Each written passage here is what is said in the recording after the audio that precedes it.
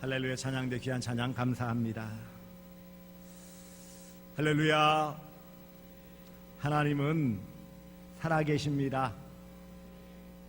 살아계신 우리 하나님 아버지의 무궁하신 사랑과 측량할 수 없는 은혜가 여러분에게 늘 함께 하시기를 축복합니다. 어느 세대기 결혼하고 또 축복 가운데 귀한 아들을 낳게 되었어요. 너무너무 기쁜데 그렇게 아이를 돌보느라고 힘들어서 자주 이 결혼 반지를 몸이 부으니까 빼놓고 있을 수밖에 없었어요. 어느 날도 아이를 돌보는데 힘들어서 결혼 반지를 머리맡에 빼놓고 막 일을 하다가 나중에 생각이 나서 끼려고 보니까 반지가 없어진 거예요. 다른 반지도 아니고 결혼 반지인데 값을 떠나서 이런 귀한 것을 잃어버렸다는 생각하니까 아뜩해가지고, 아니 그런데 이 방에 그렇게 들어온 사람이 없는데 이 반지가 어디 갔을까? 혹시 나를 도와주러 왔던 친정엄마가 혹시 아닐 것 같은데, 그래서 거실에 있는 친정엄마한테 물었어요. 엄마, 혹시 내 결혼 반지 어디 치웠어요? 아니, 내가 네 결혼 반지가 있는지도 몰랐는데. 아니라는 거예요. 늘 같이 있었으니 뭐 뻔할 것 같고. 누가 오늘 왔다 갔나? 보니까는 시누이가 인사차 왔다 갔단 말이에요. 시누이가 평소에 이 반지 이쁘다고 그러고 몇 캐럿이냐고 물어보고 디자인이 멋있다고 그러고 그랬는데 이게 혹시나 아니지, 아무리 그래도 그렇지 형제간에 그럴 수 있나? 이런저런 생각하며 어쨌든 반지가 없어지면 얼마나 속이 상해요. 그것도 뭐 누가 들어온 것도 아니고 계속 식구들이 있었는데, 그게 더 마음이 상해가지고 있는데 저녁이 되어서 아이를 목욕시켜야 되잖아요. 그래서 친정엄마와 더불어서 목욕통을 마련하고 따뜻한 물 붓고 아이를 씻기는데, 이 아이를 씻기려면은 다 골고루 씻어줘야 돼요. 근데 언제 보니까는 오른손을 꼭 쥐고 계속 있는 거예요. 이상하다. 펴주려고 그러는데 얘가 안 피려고 버티네. 요놈이 씻으려면 손을 펼쳐가지고 다 닦아줘야 되는데, 그래가지고 낑낑거리는 것들 억지로 딱 펴보니까 이게 웬일입니까? 그 안에 엄마 반지가 딱 들어있는 거예요. 물론 뭔지 모르고 그냥 있으니까 버둥거리다가 쥐었는지 어땠는지 모르지만, 왜 이런 말씀을 드립니까? 인간은 다 믿을 게 못 된다는 걸 보여주는 거예요. 지난 주일 우리는 하나님 아버지 하나님의 그 사랑에 대해서 말씀을 나눴습니다. 먼저 사랑해 주시고 죄인인 나를 사랑해 주시고 독생자 예수를 보내주시고 그 예수를 희생시키심으로 사랑해 주시는 구원의 은혜를 베풀어 주셨다. 사랑의 하나님에 대해서 함께 나눴고 하나님의 사랑에 대해서 우리가 은혜를 나눴습니다. 그렇다면 하나님께서 왜 먼저 사랑해 주시고 또 독생자 예수를 이 땅에 보내셔서 대신 죽게 하셨느냐는 거예요. 구원을 위해서라고 우리가 지난 주일 말씀을 들었어요. 그렇다면 의문이 드는 거예요. 왜 도대체 구원을 받아야 되느냐 말이에요. 전에 제가 고등학교 다닐 때 객적은 총각 집사님이 계셨어요. 이 말도 잘하고 객적은 이 집사님, 총각 집사님 간혹가다 그러는 거예요. 아니, 하나님께서 주시려면은 왜 구원을 주세요? 그래 10원을 주시지 차라리. 그런 농담 삼아 얘기를 했는데, 아니 왜 구원을 주시느냐고요. 왜 구원이 필요해요? 왜 우리가 구원을 받아야 합니까? 여러분은 그 답을 알고 계세요? 왜 구원을 받아야 돼요 우리가? 성경은 우리가 구원받아야 될 존재라고 말씀하고 있습니다. 우리는 이 땅에 살아가는데 죄 때문에 멸망받았고 멸망받을 수밖에 없는 존재라고 말씀을 하고 있어요. 우리가 잘 알고 있는 요한복음 3장 16절에 하나님이 세상을 이처럼 사랑하사 독생자를 주셨으니, 왜 사랑하셔서 독생자를 주셨느냐? 그 이유를 말씀하시는 것이, 그를 믿는 자마다 멸망하지 않고 영생을 얻게 하려 하심이라. 이 말을 뒤집어 말씀하면 왜 구원을 받아야 된다고요? 멸망받지 않기 위해서. 그런데 왜 멸망당하느냐 말이에요. 왜? 죄 때문이라고 말씀하고 있어요. 우리 모든 인생은 죄로 말미암아 이미 멸망을 받았습니다. 에베소서 2장 1절에 허물과 죄로 죽었던이라고 말씀하고 있어요. 죽었다고 말씀하고 있어요. 우리 모든 인생은 죄로 말미암아 멸망 아래 놓여 있기 때문에 우리 모든 인생은 다 구원이 필요한 것입니다. 스스로 그 문제를 해결할 능력이 없어요. 죄로 말미암아 멸망을 받지 않으려면 구원을 받아야 한다는 것입니다. 구체적으로 그러면 왜 구원을 받아야 합니까? 그것은 바로 우리 모든 인간이 죄인이기 때문에 구원받아야 한다는 것입니다. 참 듣기 거북하지요. 죄인이라는 말을 듣기 좋아하는 사람이 어디 있겠어요? 당신 죄인이에요. 그런 말을 듣기 좋아하는 사람이 어디 있어요? 그런데 성경은 우리 모든 인간이 죄인이라고 말씀하고 있어요. 왜 죄인이라고 말씀합니까? 하나님을 떠난 인생은 죄인이요. 무엇보다 우리 모든 사람들은 태어날 때부터 죄인이라고 우리는 알아야 하는 것입니다. 로마서 5장 12절 오늘 본문을 보십시오. 그러므로 한 사람으로 말미암아 죄가 세상에 들어오고 죄로 말미암아 사망이 들어왔나니 이와 같이 모든 사람이 죄를 지었으므로 사망이 모든 사람에게 이르렀느니라. 한 사람으로 말미암아 죄가 들어와서 모든 사람은 다 죄 가운데 태어나고 죄인으로서 죄짓다가 멸망받는다는 거예요.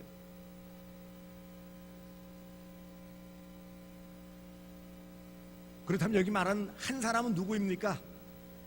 한 사람으로 말미암아 죄가 세상에 들어왔다고 하는데 이 세상에 죄를 가지고 들어오게 했었던 사람이 누구예요?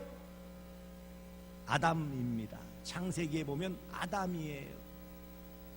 첫 번째 인간이에요. 우리의 조상이에요.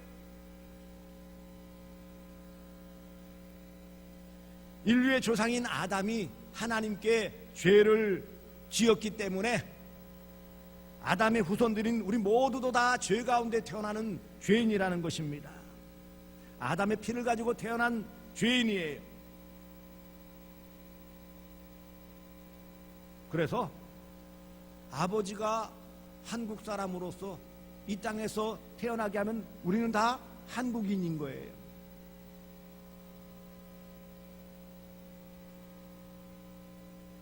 우리의 조상이 아담이 죄를 지어서 죄인이라면 그 죄인으로 말미암아 태어난 우리 모두도 다 동일하게 죄인이라는 것입니다.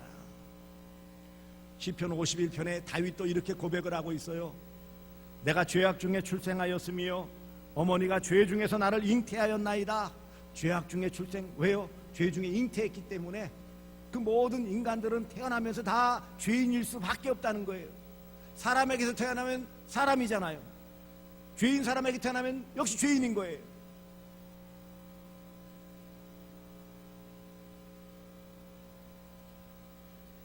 개가 태어나면 강아지가 낳잖아요. 사람이 태어날 수 없어요. 마찬가지로 죄인이 자녀를 낳았으면 그 자녀 또한 죄인일 수밖에 없는 것입니다. 인간은 다 죄 가운데 잉태하여 죄 가운데 태어남으로 죄인입니다. 우리 모두는 이 세상에 죄인으로 태어났어요.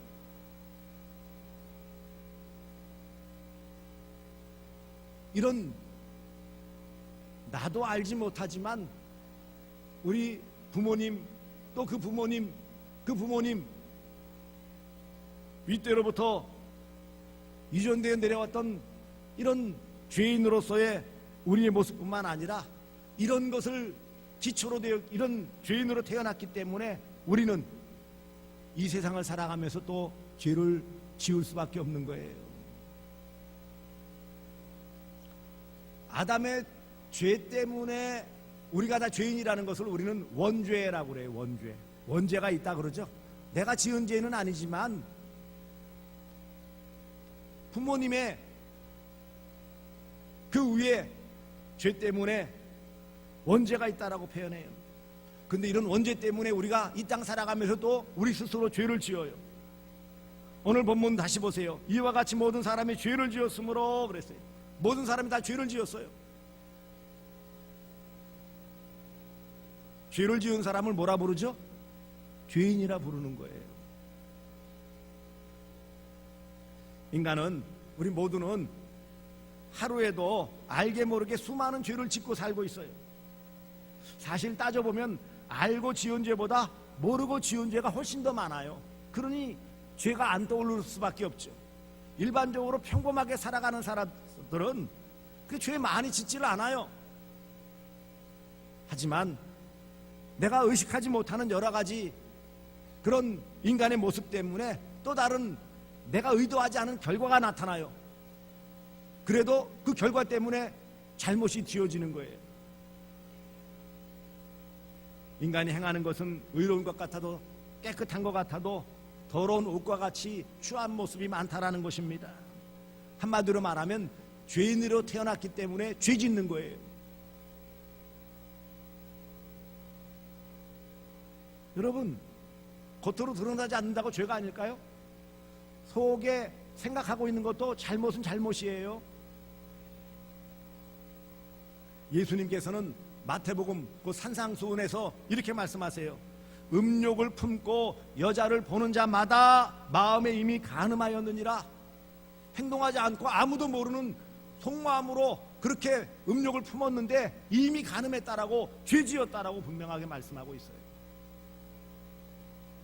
행동으로 결과로 드러나지 않았으니까 죄가 아니다.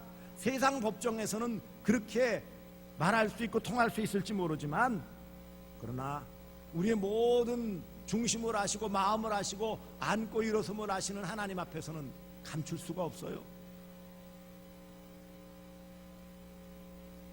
요한일서 3장 15절에도 그 형제를 미워하는 자마다 살인하는 자니, 미운 감정을 가진 것은 사람을 죽이는 것과 마찬가지라는 거예요. 그만큼 죄라는 것을 강하게 말씀합니다. 한마디로 주님은 마음으로 지은 죄도 큰 죄다. 겉으로 드러난 죄는 말할 것도 없지만 마음에 품고 생각하는 그 잘못된 것도 죄다 라고 말씀을 하고 있어요. 왜요? 마음에 품은 것을 말로 표현하고 마음에 계획한 것을 행동으로 옮기기 때문이에요. 그래서 세상 법정에서도 그런 것들을 꾸미고 계획하고, 비록 미수에 그치더라도 꾸미고 의도하고 계획한 것도 그것이 정황상 드러나면 죄로 추궁하는 그런 모습이 있습니다. 사전 모의죄 행동을 옮기지 않았어요. 하지만 그 죄를 짓기 위해서 모여서 의논했으면 죄예요. 서로 문자를 주고받고 전화통화하고 드러난 정황으로 그런 죄에 모의를 했으면 죄로 취급하는 거예요. 마음의 생각이 행동으로 나타납니다. 마음의 열매가 행동인 거예요. 가인이 아벨을 죽일 때 이 마음, 미운 마음이 들었어요. 질투하는 마음이 들었어요. 아니, 내가 형인데 왜 하나님은 내가 드리는 제사는 제물은 안 받으시고 동생 제물만 받아주시냔 말이에요. 형제도 많지 않고 딸랑 둘인데. 그러니 그 마음에 질투심, 시기심이 안 생겨요? 그 마음에 질투심, 시기심이 있었어요. 그 마음에 들었을 때까지만 해도 아직 이 아벨을 손대지 않았지만 그 마음이 일어나니까 어떤 마음이 어떤 행동이 나타났어요? 결국은 아벨을 쳐 죽이는 살인으로 나타나는 거예요. 그러니 마음에 품은 것도 죄라는 것을 분명하게 말씀하고 있어요. 하나님은 결과만 보시는 하나님이 아니세요. 과정도 보시고 그 동기도 보시는 거예요. 우리는 행동으로 짓는 죄보다 마음으로 짓는 죄가 더 많을 것입니다. 겉으로는 깨끗해 보이고 그럴듯해 보이지만 마음까지 깨끗하지 않는다면 하나님께 용납될 수 없어요. 마음에 품은 생각을 5만 가지라고 그러죠. 오만 가지 생각이라고 말 표현해요. 다 드러나지 않을 뿐 우리는 이 마음에 악한 생각, 잘못된 생각을 품을 때가 많이 있어요. 인정하고 싶지 않지만 현실이에요.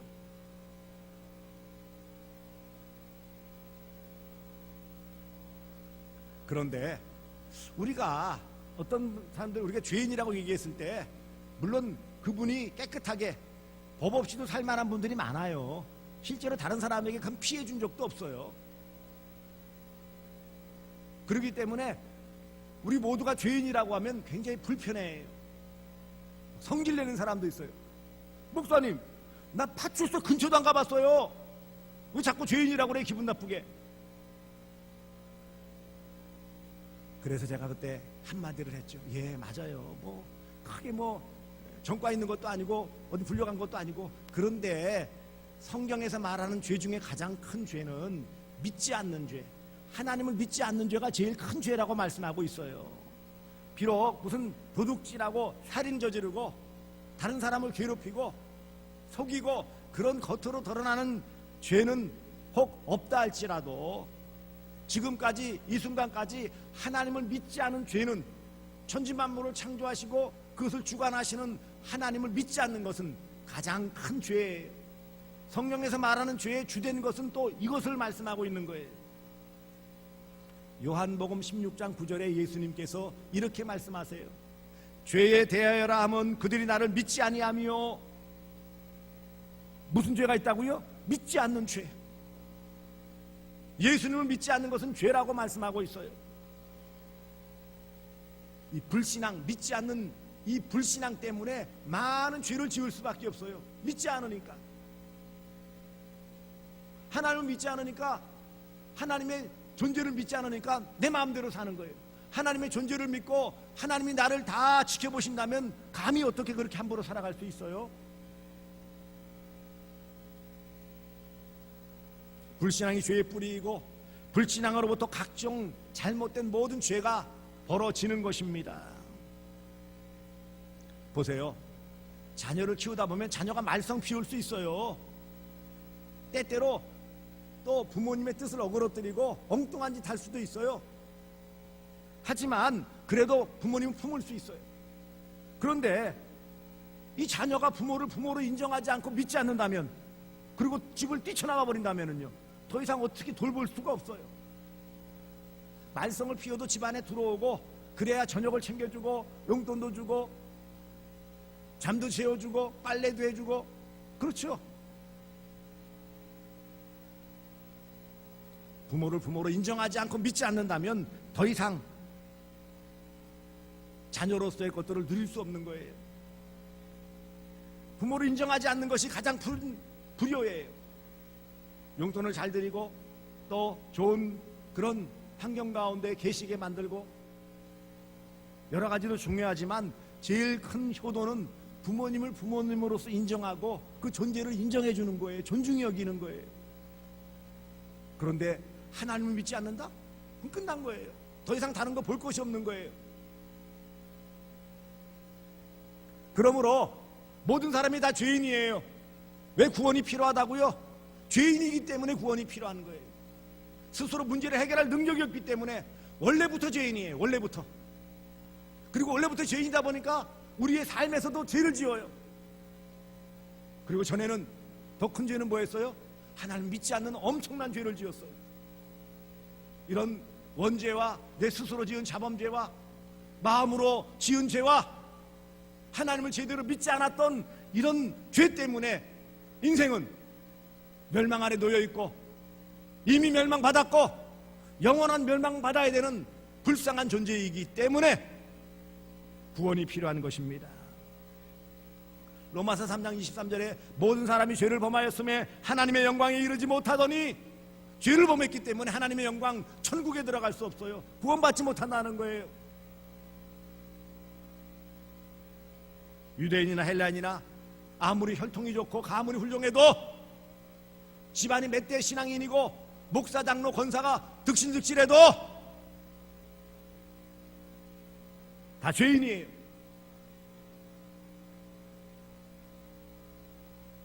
의인은 없나니 하나도 없다. 이 말은 다 죄인이라는 거예요. 모든 사람이 다 죄 아래 놓여 있습니다. 죄를 짓지 않은 사람은 아무도 없습니다.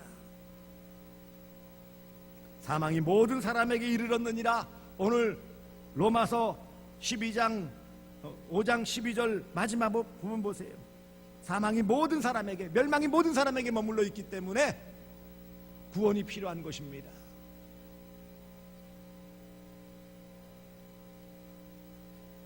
큰 죄를 지었거나 작은 죄를 지었거나 다 죄인이에요. 교도소에 가면은 경미한, 상대적으로 작은 죄, 징역 6개월, 3개월 작은 죄 지은 사람도 있고 무기징역, 사형수까지도 있어요. 그 죄의 무게는 엄청난 차이지만 어쨌든 죄인이기 때문에 교도소 안에 갇혀 있는 거예요.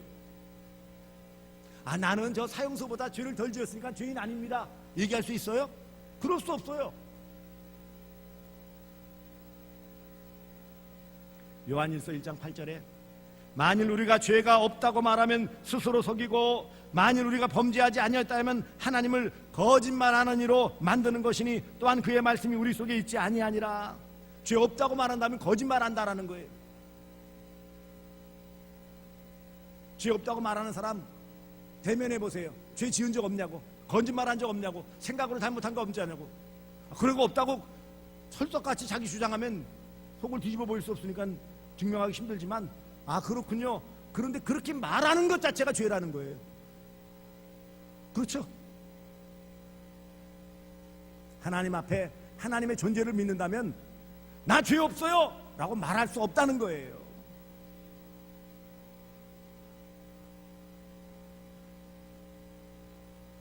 죄를 지었는데도 불구하고 죄가 없다고 하면 자신을 속이는 것이고 하나님을 거짓말하는 분으로 만드는 것입니다.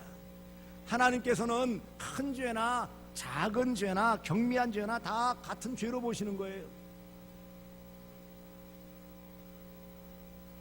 어떤 사람이 다른 사람과 비교해서 나는 더 착하다 그렇게 주장하는 것 자체가 엉성한 거예요.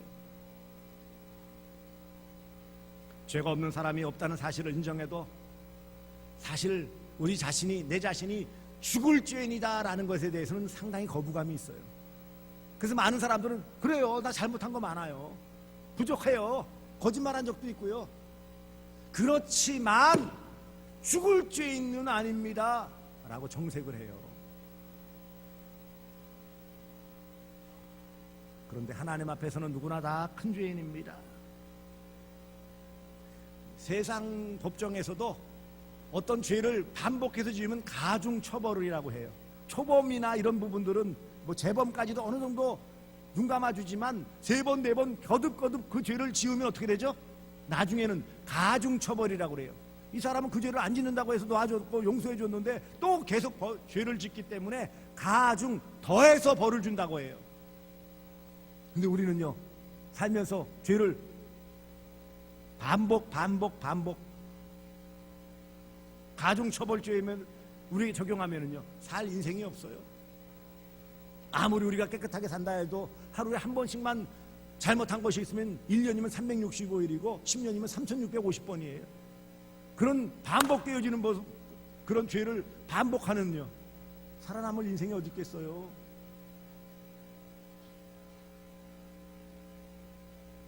그러므로 우리 모든 인생은 다 죄인이기 때문에 구원받아야 된다는 거예요.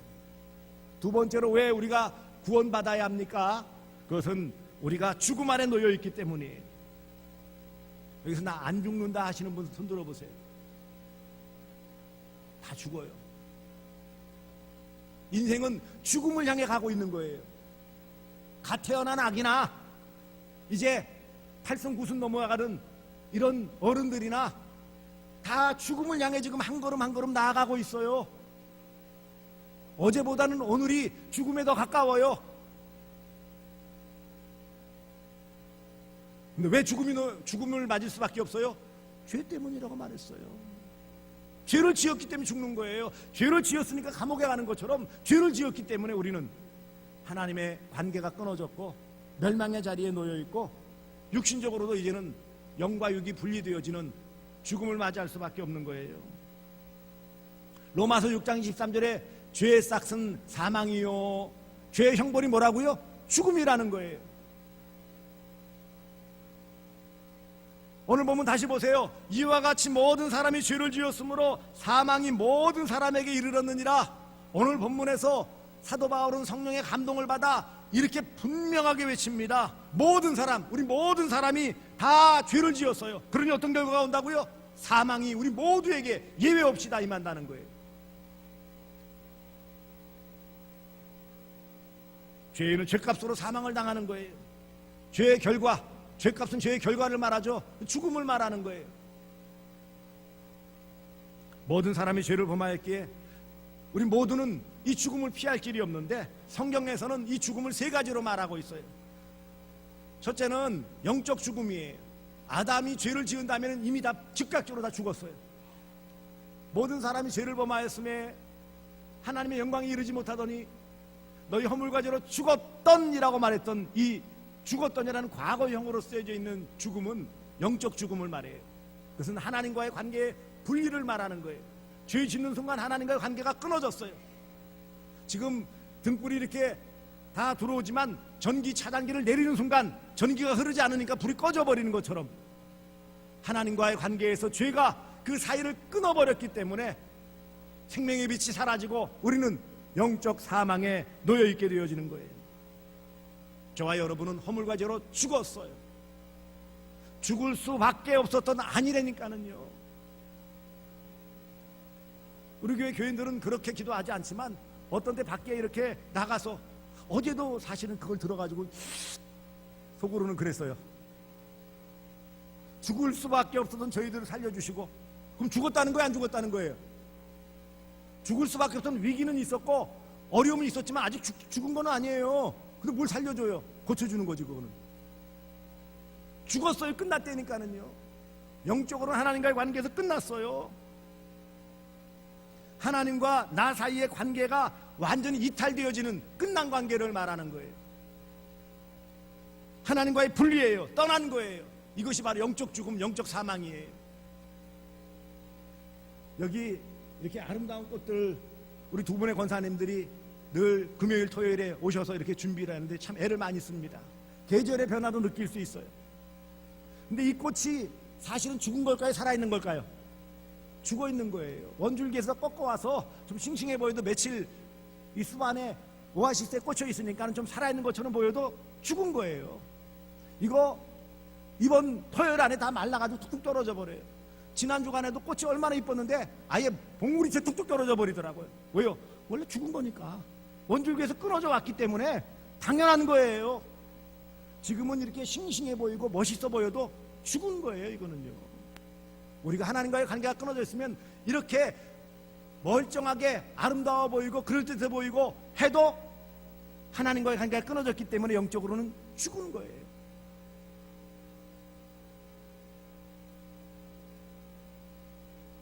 영적으로 죽었던지 살아있던지 둘 중에 하나예요. 중간지대는 없어요. 그리고요, 이 꽃이 이렇게 있다가 좀 지나면 어떻게 될까요? 시들어서 완전히 죽어버려요. 말라버려요. 이것을 육적인 죽음이라고 표현할 수 있어요. 육적 죽음. 우리 영적으로 죽은 상태이지만 이 땅에 육신을 입고 태어나요. 그리고는 살다가 때가 되어지면 이 땅에서 삶은 마감해요. 육신적으로 이제 죽음을 맞이하는 거예요. 이것을 육적인 죽음, 육체적 죽음이라고 그래요. 근데 하나님께서 이런 육체로 이 땅을 사는 날 동안에 유예기간을 주신 거예요. 영적으로 죽었던 우리에게 구원의 기회를 주시기 위하여, 죄인인 저와 여러분을 구원하시기 위하여 독생자 예수 그리스도를 보내주시고 그 예수를 믿게 해주시면서 믿으면 육적 죽음을 맞이해도 영원한 죽음을 맞지 않게 하는 거예요. 두 번째, 육적 죽음은 피할 길이 없어요. 하나님을 믿거나 안 믿거나 상관없이 인생은 다 죽어요. 세 번째, 죽음을 맞이하지 않을 수 있어요. 어떻게 하면은요? 예수 믿으면. 세 번째 죽음을 맞지 않는 것이 바로 구원이에요. 세 번째 죽음은 바로 영원한 사망, 영원한 죽음이에요. 요한계시록 20장 14절, 사망과 음부도 불못에 던져지니 이것은 둘째 사망 곧 불못이라 영원한 죽음을 말하는 거예요. 지옥을 말하는 거예요. 영원한 형벌을 말하는 거예요. 멸망을 말하는 거예요. 결국 구원이란 멸망당하지 않는 거예요. 이제 우리에게는 한 가지 죽음만 있으면 족할 줄 압니다. 어떻게 하면은요, 육체의 죽음은 피할 길이 없잖아요. 지금 이 기회를 주어졌을 때 우리가 예수를 믿으면 죄인 된 우리의 모든 죄가 예수님께 담당되어지고, 그래서 우리는 영원한 구원의 자리에서 생명을 얻고 영생 복락을 누리게 되어지는 것이요, 믿지 않으면 죄인 된 상태에서 그대로 영원한 사망을 맞이할 수밖에 없는 거예요. 그것을 두 번째 죽음이라고 그래요. 영적 죽음, 하나님과의 관계에 분리되어져 있어요.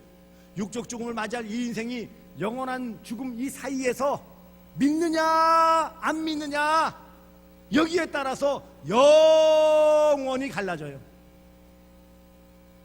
순간의 선택이 10년을 좌우한다고 가전제품 선전이 있었지만 그건 문제가 아닌 거예요. 우리의 삶에 주어진 짧은 인생 8, 90의 인생에서 하나님의 사랑을 받아 내가 죄인임을 알고, 죽은 죄인, 죽을 죄인임을 알고 하나님의 사랑의 요체인 예수를 마음에 받아들여 믿기만 하면 영원한 사망에 이르지 않냐고, 영원한 생명 천국에서 영생 복락을 누리는 줄 믿으시기를 바랍니다. 그러므로 우리 모든 인간은 세 번째로 멸망 아래 놓여 있기 때문에 구원받아야 되는 거예요. 멸망이 기다리고 있어요.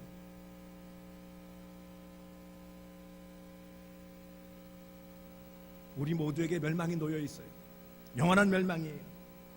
요한복음 3장 16절에 이는 그를 믿는 자마다 멸망하지 않고 영생을 얻게 하려 하심이라.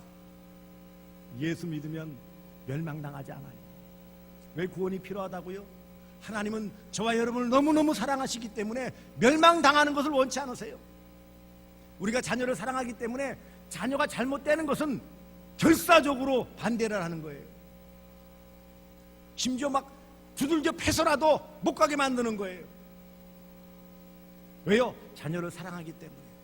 잘못된 길인 줄 아는데도 가만히 방치하는 부모는 부모의 자격이 없는 거예요. 멸망하지 않도록 이미 과거에 우리에게 이 놀라운 사랑을 베풀어 주셨기 때문에 우리는 이 구원의 은혜를 날마다 이것을 누리며 살아가야 돼요. 이미 구원받았고 지금 구원의 자리에서 구원을 누리고 있고 앞으로 영원히 구원의 은혜를 누리게 될 것이기 때문에 우리는 죄인이요 죽음이 놓여있고 영원히 멸망받을 존재이기 때문에 구원이 반드시 필요한 거예요. 여기에는 학식 많고 작은 필요 없어요. 부자냐 아니냐 상관없어요. 인물이 어떻게 생겼느냐 상관없어요. 몇 년을 믿었느냐 그것도 상관없어요. 어떤 가문에서 어떤 혈통에서 태어나느냐 그것도 상관없어요. 하나님의 사랑을 받아들이고 나를 대신하여 죽으신 예수 그리스도를 마음으로 받아 믿기만 하면 구원받은 것이요 멸망받지 않는 것입니다. 이런 은혜를 이미 베풀어 주셨어요. 왜 구원받아야 된다고요? 죄인이요 죽음이 우리 앞에 있고 멸망이 우리를 기다리고 있기 때문에 다 함께 구원받아야 됩니다. 정말 제가 소망하고 기도하고 있기는 우리 모든 대구 서남교에 속한 성도들이 다 이런 하나님의 사랑을 받아 내가 죄인임을 알고 이미 영적으로 죽었기에 육적으로 죽기 이전에 예수님을 바르게 내 구주로 영접하여 멸망당하지 않은 구원의 은혜를 이 땅에서 누리며 살아가시는 모든 주의 백성들 되어주시기를 그렇게 소망하며 새벽마다 기도하면서 그것이 하나님의 은혜가 안에 다 이루어지기를 주 예수 그리스도의 이름으로 축복합니다. 기도하겠습니다. 사랑해 주님 고맙습니다. 우리가 왜 구원받아야 할까요? 그것은 바로 우리 모두가 다 죄인이요 날 때부터 죄인이고 또 살아가면서 죄를 짓고 믿지 않았던 엄청난 죄를 지었고 마음으로도 죄를 짓는 천상 죽을 수밖에 없고 죽었던 죄인임을 고백합니다. 우리에게 영원한 사망 또한 육체적인 사망 영원한 또 사망이 우리 앞에 놓여 있기에 이런 멸망이 우리 앞에 놓여 있게 구원받으라는 그런 절대절명의 우리의 상황임을 깨닫고 이제 이 구원의 은혜를 받아들여 하나님의 사랑을 믿고 그 하나님의 사랑인 예수 그리스도를 마음으로 믿어 구원받는 은혜를 누리게 하여 주시옵소서. 예수님의 이름으로 기도드리옵나이다. 아멘.